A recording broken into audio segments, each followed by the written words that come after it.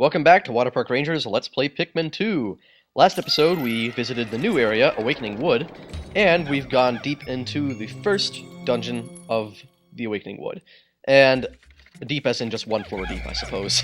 Really, it's all relative. I'm not exactly sure how far down this is. But it can't be too far down because clearly there's light filtering in from above to make grass grow in some patches, as well as some of those sakura blossoms that have fallen down there as well. So that's very nice. Now this area has some sheer grubs in it. These are the termites from the first game. The purple ones are the only ones that can eat your Pikmin. So you definitely want to take them out. Unlike in Pikmin 1, they can't kill Pikmin just by biting into them and then just not letting go until they die. In this one, they just die normally, which is a huge relief to people who are pissed off by that function from the first game. However, you can still one-hit KO them by throwing Pikmin on top of them. So that's something you might want to try just for the heck of it. Although, it's fine to swarm them in this game, because Pikmin won't just die if you swarm them like they did in the first. So that was the Stone of Glory. It was a D-pad little thing. I can't tell exactly what controller that belonged to. Was it NES or GameCube or something? I'm not sure. But anyway, that was an interesting little treasure. And that's really all there is on this floor. You can tell when you're done getting all the treasures on one floor, because you hear that sound that sounds like a machine deactivating or depowering. And that was all that there was on this floor. So not a very challenging start to the Hole of Beasts dungeon. Yeah, for a Hole of Beasts, there actually are not that many beasts in this hole compared to the others in the game.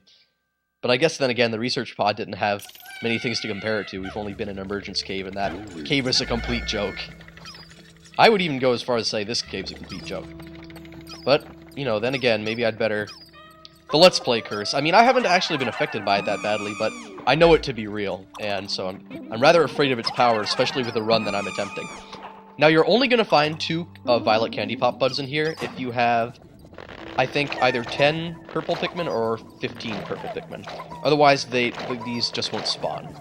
And, yeah, that's all there is to it. Like, if you went back and did the trick that I told you to get 20 purples in the Valley of Repose, you would not find any violet candy pop buds on this floor.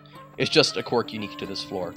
And of course, if you remember the Forest Navel from Pikmin 1, those beautiful blue mushrooms make a return in this game, and they're known as glowcaps. That is their official name. And of course, we have some nectar inside the eggs. Now, one thing I should tell you is that if you are actually going after sprays and been discovering Ultra Spicy Spray by this point, which generally, when you're playing through normally, it's highly advisable that you do, just for how useful they become later on, you will start to find special nectar that will be colored red that will occasionally appear, say when you break it into an egg or knock over an enemy that gives you some kind of nectar normally. In that case, you might get a red blob of nectar. Now, if you walk up to that, you immediately get 1 dose of spicy spray. Also, there were no treasures on that floor up there. Just in case you were wondering, there aren't any up there. At this moment where we don't have a method of knowing whether or not there's treasure on a floor, that can be a little bit disconcerting. But don't worry, there's actually none there. Now, red Pikmin don't get burnt, but for purples, that's a different story. So just take some red Pikmin in here and carry the treasures out. Quite simple. And there pretty much is nothing to it other than that. Of course, your captains are not fire resistant, so if you walk into fire, they will take some damage. But fire is just generally not nearly as bad as it was in the first. Like, if a Pikmin catches on fire in this, you can save it without too much trouble. In the first one, they ran super fast away from you and burned up really quickly. Strife Monolith. Oh, cool! That's an awesome name for that. And I can't tell exactly what it was we're carrying, and as you saw, we can break these fire jets using Pikmin, but if you use purples, look, it's a little bit more dangerous because there's a chance that the fire will come up and start burning them. So that's why it's advised that you try and shut those down with reds instead. As you remember from the first, fire vents could actually not be shut down in that game, making them very dangerous. They also, if you stepped on one with a captain, as in, if Olimar stepped on one, he was pretty much dead, because it would just hit him very strong multiple times over in an instant, usually one-hit KOing him. In this, fire is just not nearly as bad as it originally was. Of course, you just want to make sure to keep non-reds away from it when you can. And then it will be no problem at all. You just want to have your captains sidestep it as well. So there were 2 very easily obtained treasures on that floor as well. The Hole of Beasts is actually kind of misleading, not only for the reason that there aren't many beasts in it, but that the treasures in it are very easy to get, and they're all very high value, which is unlike most dungeons in this game. Yeah, most of the treasure in here is actually really wealthy. It's worth a lot. And we have another red bullboard. Oh man, I overshot, so that one might get eaten. Alright, first death of the game right there. Well, there goes our perfect record. Not like it was going to last very long. Also, that really sucks, because normally, I don't ever lose Pikmin in the Hole of Beasts. Like, seriously, this is a new low. Typically, when I'm playing this game, I lose my first Pikmin in the Citadel of Spiders. Usually, on my normal playthroughs of this game, that's where I would get my first deaths. In the Citadel of Spiders. That's the 4th dungeon. This is only the 2nd. So that's not a good sign. Oh boy. I think this curse is coming in hard and fast. But I guess there's really only one way to find out. But it's not going to be enough to stop me from playing this, because I knew that there would be plenty of fails, and I guess it's good that we're getting the first one done. And in all this, I forgot to mention that that treasure we pulled in, the Dream Architect, is actually a Nintendo Game & Watch, which is really cool. They have some really interesting things in this game. And, yeah, there was just a little bit more purples that we could pick up there. Fortunately, no purples have died. Because as you know, purples don't have an onion. You can only get them from flowers, so... Because you can only get them through those flowers, those special transforming candy pop buds, purple Pikmin are a rare commodity.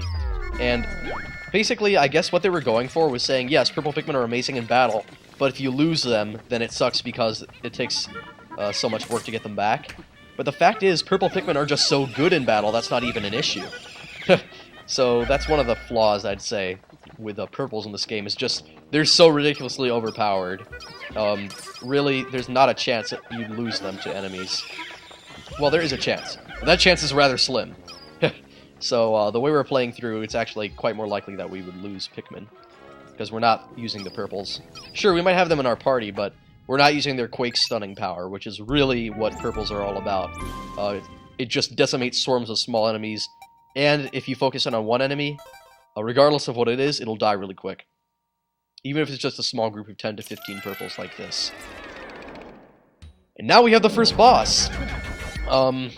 This is Empress Bulblax. It is a gigantic, bulbul-looking enemy. Though it can't actually eat Pikmin, instead it tries to roll them over. Now, I'm going to try a little something that I saw somewhere. Apparently, if you pause your Pikmin using X right near the middle while it's still asleep, it does massive damage.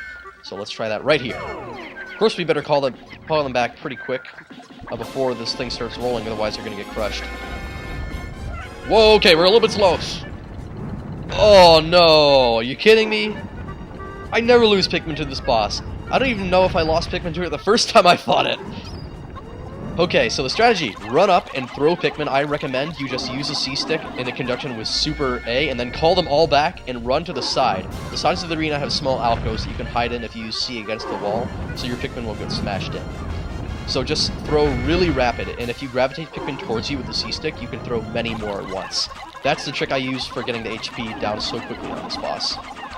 And yes, red Pikmin are probably the best recommended for it, actually, because although purple Pikmin are great for their stunning, if you're throwing Pikmin on to latch and do damage, like we did with this boss, red Pikmin are your Pikmin of choice for doing much more damage that way. How bizarre, this device is emitting black light. It must have been ingested by that creature. What an absolutely repulsive light form. A return to Hockaday cannot come soon enough. Actually, I disagree. I enjoy the Pikmin planet more than Hockaday.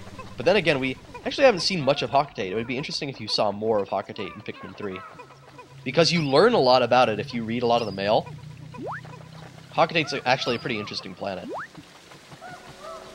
And, that was the first boss, which I did much worse on than I possibly could have expected. So we have another special jingle, meaning this is a unusual treasure that's not just a treasure. This contraption seems to react when it approaches treasure. I will connect it to my radar. Processing complete. The treasure gauge is now fully operational. It will now appear on your monitor. The needle will move to the right as you approach treasure. So now we have something that will tell us where treasure is. However, because we got all the treasure on this floor, it deactivates just like that. And that's the second dungeon and the first boss. And I did worse on it than I expected partially because of that stupid strategy I thought I'd try by having them home in on the center. I think I've had it work before though, it's a problem, but it looks like it's just too risky for me to recommend it as a strategy. So we lost 5 Pikmin, those are our first 5 deaths. There will be many more to come, unfortunately. And we're going to return to the surface next episode. See you then.